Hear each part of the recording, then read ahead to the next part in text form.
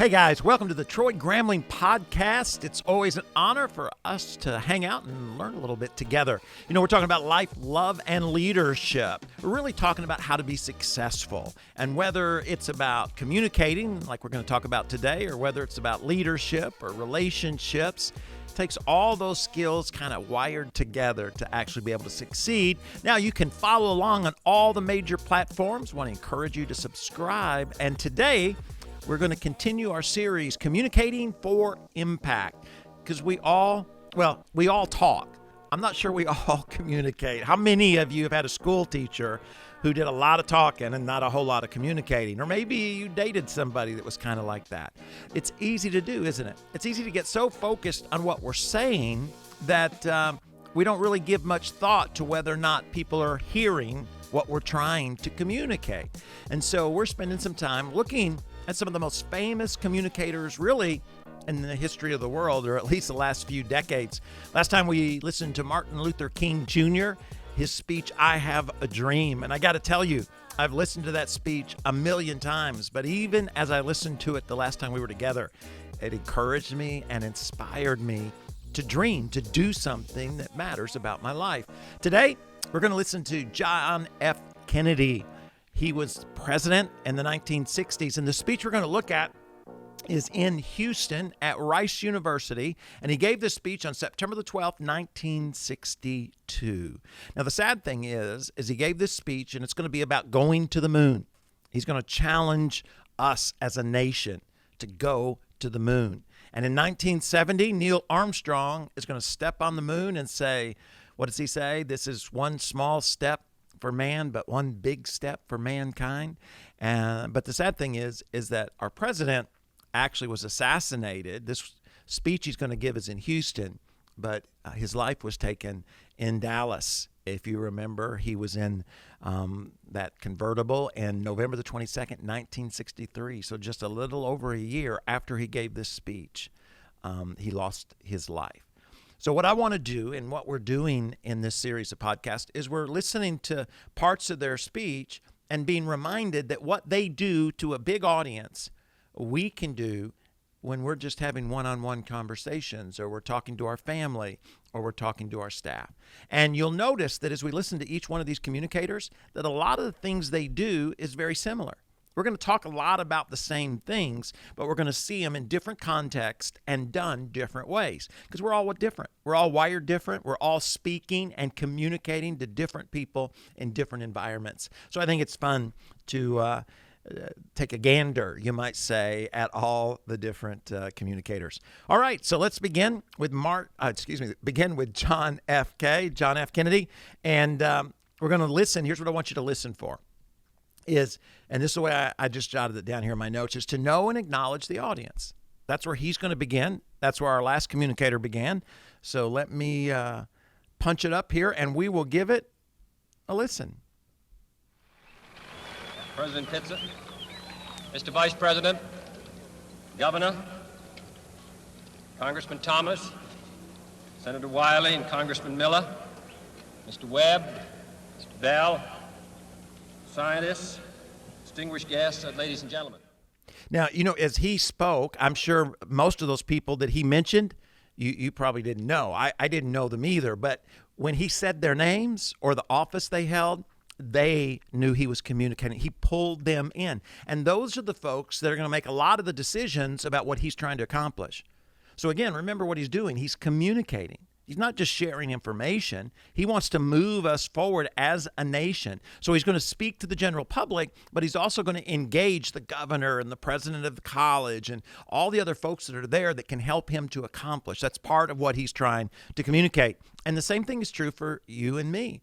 Whether we're speaking to a big audience, or whether we're speaking to a few people in a staff meeting, or whether we're speaking to our kids, it's important to engage with them, to pull them in. You can do that with a personal story. You can do it by just saying their names, calling their names out. We're going to see that a little bit later in one of our communicators, where it just calls out the different names of the people that are in the audience. So there's a lot of different ways we can do it, but resist the temptation to immediately get to what you have to say.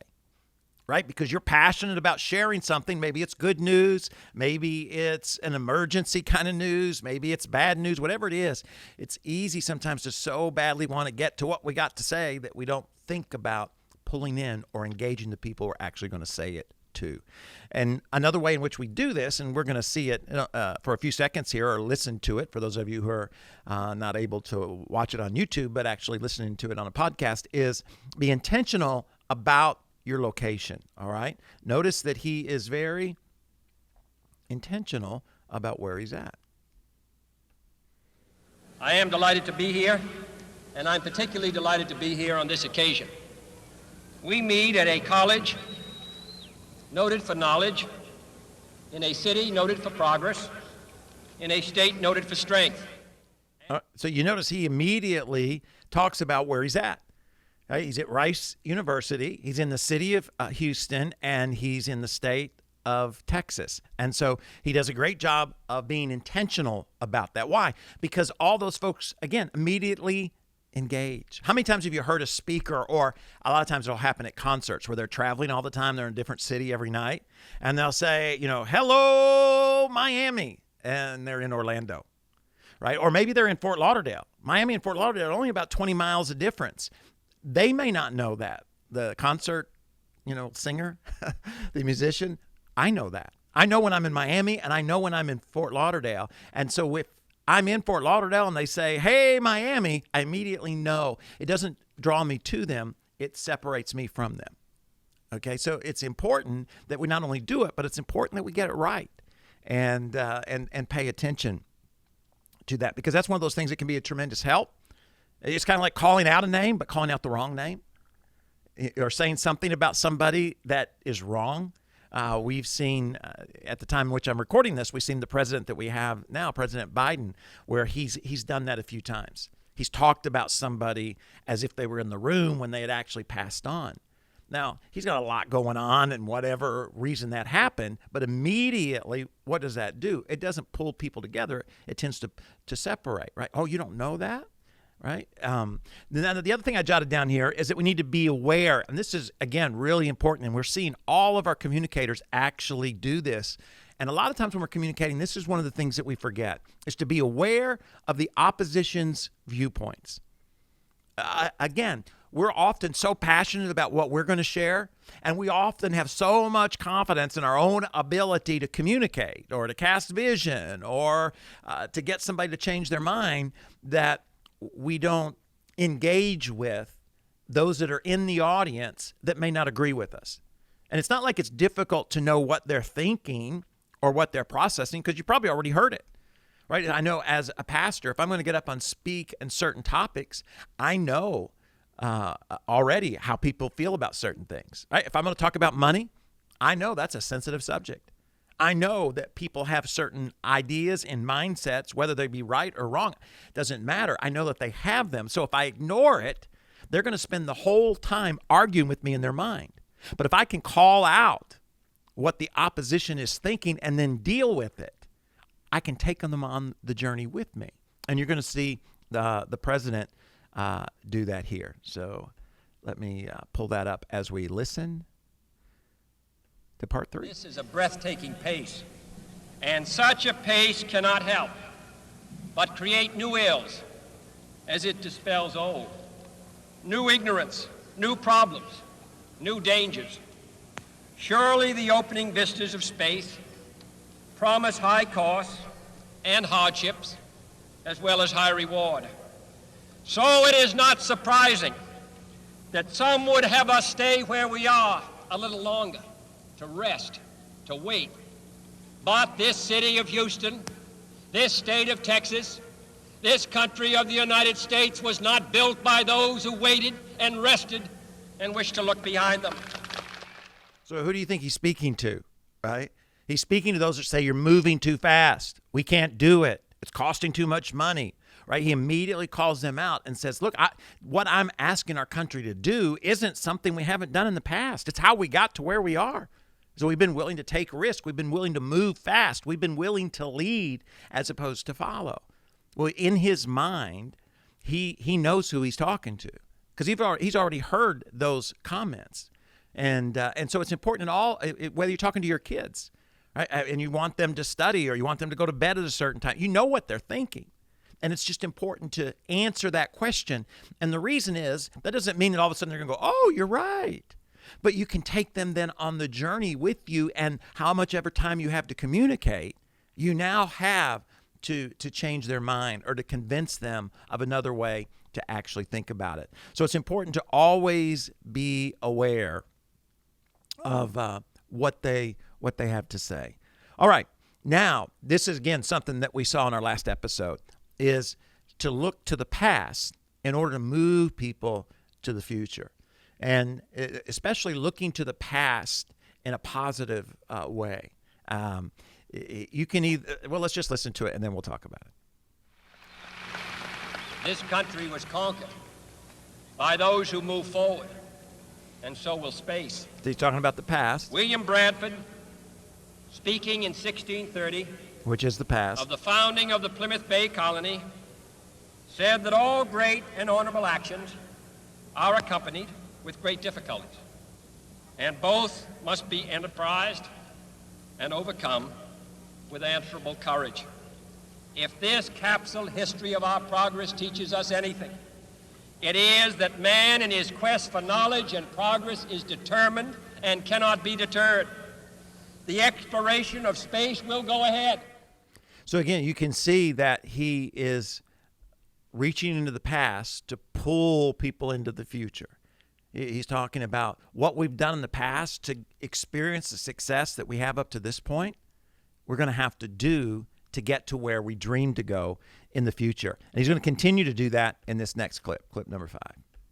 Those who came before us made certain that this country rode the first waves of the Industrial Revolution, the first waves of modern invention, and the first wave of nuclear power. And this generation does not intend to founder in the backwash of the coming age of space. We mean to be a part of it. We mean to lead it. Now remember, when he gave this speech, we were in a race with Russia to see who was going to get to the moon first. And so much of what the country was feeling when they looked to the past was a greatness that allowed them to experience the success that the country was experiencing at the time. Today, right, the past is not necessarily viewed in the same way. So if you're going to go back, it's important to go back to the past and bring it into the future, right? So that narrative of taking people on that journey. Anytime you can build on history, you're building on legacy and responsibility. A lot of times I'll do that when I'm talking to Christ followers. I'm talking about, we've been given this incredible legacy. People were burned at the stake. People gave their life just so we could have the scripture. The apostles shared the resurrection of Jesus, even though they knew it might cost them their life. I mean, one of the proofs for the resurrection is that those guys were willing to go to their deaths, and not very many people are willing to do that for what they know is a lie. Right? So when we can pull the past in, we can challenge people on the legacy and therefore the responsibility. Here's what people have done in the past to get us to where we are. Your parents, your grandparents, right? The forefathers, depending on the context, the folks who started the company. I'll often talk here at Potential Church about those who came from Sheridan Hills out here when it was just a dirt road and the sacrifices that they made. And we do not want those sacrifices to be in vain. So not only do we have a legacy in our past, but we have a responsibility because of that legacy. And he also focuses on the dream, and Martin Luther King did this as well, focuses on the dream as opposed to the failures. I've noticed when Martin Luther King spoke, much like John F. Kennedy here, you can either talk about fixing something from the past or finishing something from the past. But it's important, again, to bring in what's happened in the past so that you can take folks on this journey, which leads us, you're not going to stay in the past. Right? Nobody wants to live life looking in their rearview mirror. To get somewhere, you got to look through the windshield. You got to look forward. So you got to dream of the future. And all great communicators, whether they're communicating to their kids, whether they're communicating to a congregation, to a business, or in this case to a country, have to be able to give a picture of the future. I mean, a million times when our kids were small, I talked to each one of them individually and try to get them to see the impact they could have in the future. So then I could talk to them about what they needed to do in order to experience that. But if they can't see the future, then often we're not willing to pay the price to get there. But if you and I are able to communicate a future that people can actually see and taste and believe in, then they're much more likely to follow you today and do the things that are necessary in order to get there. But if I fail at communicating the future, I'm not going to move people from point A to point B very consistently at all. So let's watch and listen, for those of you who are listening as well, to John F. Kennedy talk about the future. Clip 6. For the eyes of the world now look into space, to the moon and to the planets beyond. And we have vowed that we shall not see it governed by a hostile flag of conquest, but by a banner of freedom and peace. We have vowed that we shall not see space filled with weapons of mass destruction, but with instruments of knowledge and understanding. Yet the vows of this nation can only be fulfilled if we in this nation are first. You notice that we haven't even gotten to the moon, and he's talking about keeping it safe and making sure that we get there first. He continues on in clip 7, which again is inspiring. For space science, like nuclear science and all technology, has no conscience of its own. Whether it will become a force for good or ill depends on man. And only if the United States occupies a position of preeminence can we help decide whether this new ocean will be a sea of peace or a new terrifying theater of war. I do not say that we should or will go unprotected against the hostile misuse of space. And you got to remember, too, when he's communicating, right? You had the Cuban Missile Crisis where you had the Russian missiles just 90 miles off of the United States in Cuba. So you got this Cold War between Russia and the United States, and he's casting vision for peace in space. But the only way in which to guarantee peace in the future, or peace in space, which is the future, is to get there first. Right? So he's trying to get folks to realize the importance. Can you see peace? And that's very attractive in a moment when everybody's afraid. I'm sure most of you have no idea or memory. I don't. But during this time period, they would have drills where students would get under their desk. I don't know how that would protect you from a nuclear bomb, but that's what they used to do. So that was on everybody's mind. And yet he's saying, look, we don't have to live like this in the future. The space is the future, but the only way to make sure that the future isn't just like the present is we get there first. And then he's going to talk to us about what we have to do to get there first. You know, the scripture itself, the wisdom writer in the book of Proverbs, chapter 29, verse 18 says, without a vision, the people perish. The NIV, better translation, without a vision, the people cast off restraint. In other words, we all go in our own direction.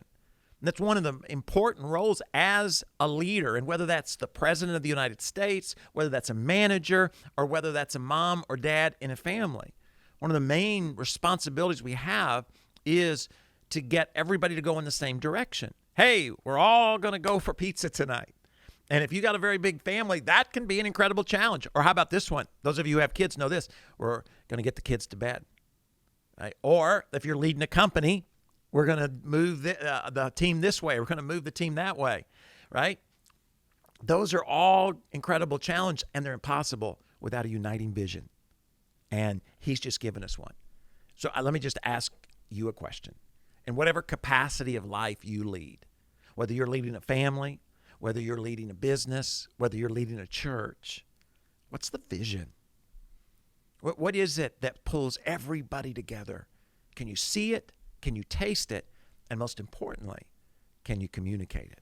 Now, he's going to do something that I have not seen. I didn't see him do this, right? When he gave this speech, I was not yet alive. So I've never seen a politician do what he's going to do. He's going to talk about the cost. And he's going to get real specific about how much it's going to cost to go to space. So he's given this, much of this speech. We haven't listened to it all, but he's talked about the vision for space. He's pulled everybody in. He's connected to the past. And now he's saying, in order for what I've just shown you to happen, we're going to have to pay for it. Listen to this. This is so interesting because we don't see it today. Clip 8. We have had our failures, but so have others, even if they do not admit them. So you notice the first thing he does, did you hear that? He said, we have had our failures. So he begins by admitting failure. And when's the last time you heard a politician say that? And again, he's talking about the space race, and he's talking about the fact that we weren't the first ones to put a satellite up into the sky. We've had some real issues and tragedies in trying to get these rockets so that we could go to the moon. So he's not blaming anybody else. He's owning it. So, and they may be less public. To be sure. Now, who was he talking about? Well, of course, he's talking about Russia. Did you hear the shot? He says, yeah, we failed. But others have failed as well. And they might not be as public about it as we are. In other words, this communist country over there isn't willing to talk about their failures. To be sure, we are behind. And again, we'll be honesty. behind for some time. Again, when's the last time you've heard a politician in power? Now, if I'm running for some kind of position, I might talk about we're behind and we're going to be behind for a while unless you elect me. He's the president. And he's admitting, hey, not only have we made mistakes, but we are behind. And we could be behind for a while. But we do not intend to stay behind, and in this decade, we shall make up and move ahead. And so you have the inspiration there. And I want to listen to several of these clips because he, in several different ways, he talks about the cost. We're behind. We may be behind for a while. We've made mistakes. During the next 5 years, the National Aeronautic and Space Administration expects to double Now listen the closely number to of the numbers. scientists and engineers in this area, to increase its outlays for salaries and expenses to $60 million a year, to invest some $200 million in plant and laboratory facilities, and to direct or contract for new space efforts over $1 billion from this center in this city. To be sure, all this costs us all a good deal of money. This year's space budget is 3 times what it was in January 1961, and it is greater than the space budget of the previous 8 years combined. That budget now stands at $5.4 billion a year, a staggering sum, though somewhat less than we pay for cigarettes and cigars every year. Space expenditures. People like that. He's going to get real specific Space now. expenditures will soon rise some more, from 40 cents per person per week to more than 50 cents a week for every man, woman, and child in the United States. Again, that's incredible, isn't it? I mean, he's not just throwing out numbers that none of us can comprehend. Now he's saying, hey, it's going to cost you over 50 cents a person a week in order for this to happen.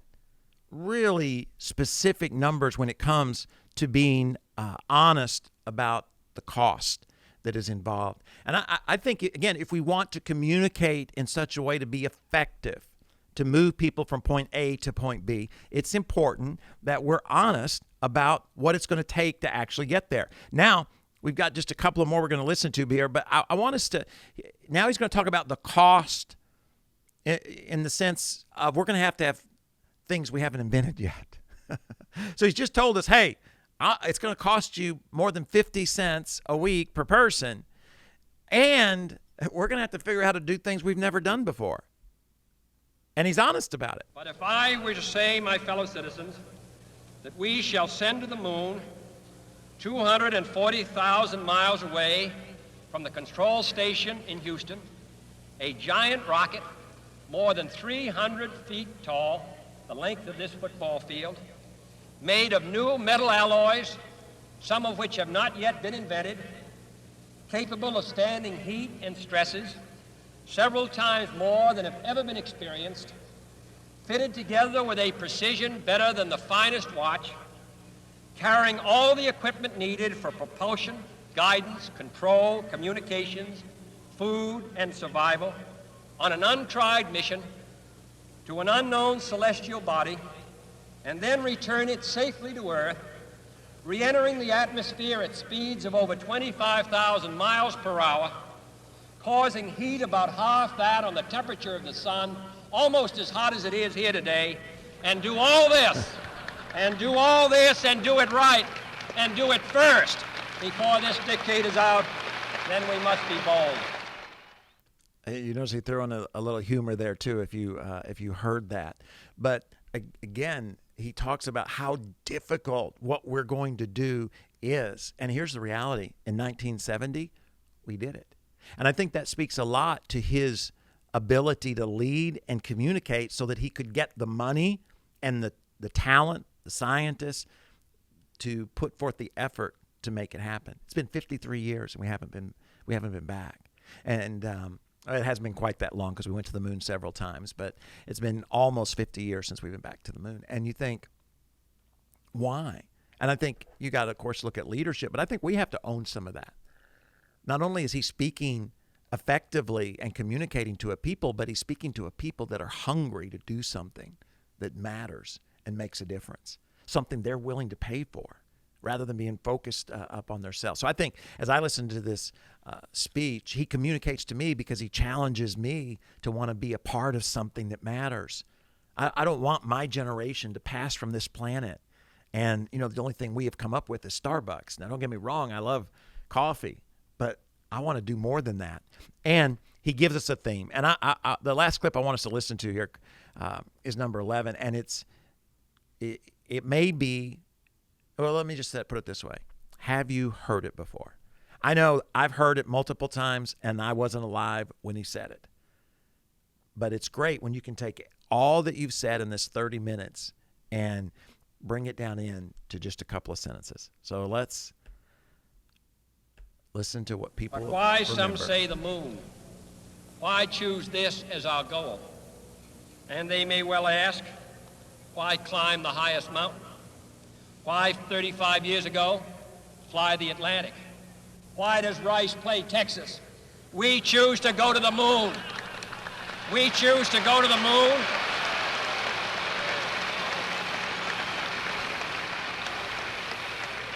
We choose to go to the moon in this decade and do the other things, not because they are easy, but because they are hard. Yeah, and you notice he had that statement that he wanted to say, right? We choose to go to the moon not because it's easy, but because it's hard. And he threw that little comic line in there. And then as a result, he kind of had to wait because he wanted to make sure that he communicated that line. And that's the line that's remembered to this day. We choose to go to the moon. And we're going to go not because it's an easy thing to do. I've told you it's going to cost us money, and we got to invent things we don't even have today. But that's exactly why we're going to do it, right? And he motivated a nation to do what was necessary in order to get there. That, my friend, is what you call communication. And we're going to continue our journey on the next episode. I do want to encourage you, if you know somebody that could use a little help when it comes to communicating effectively, don't be afraid to pass along the Troy Gramling podcast. It's been great to hang out with you, and I'll see you on the next episode. God bless and have a great day.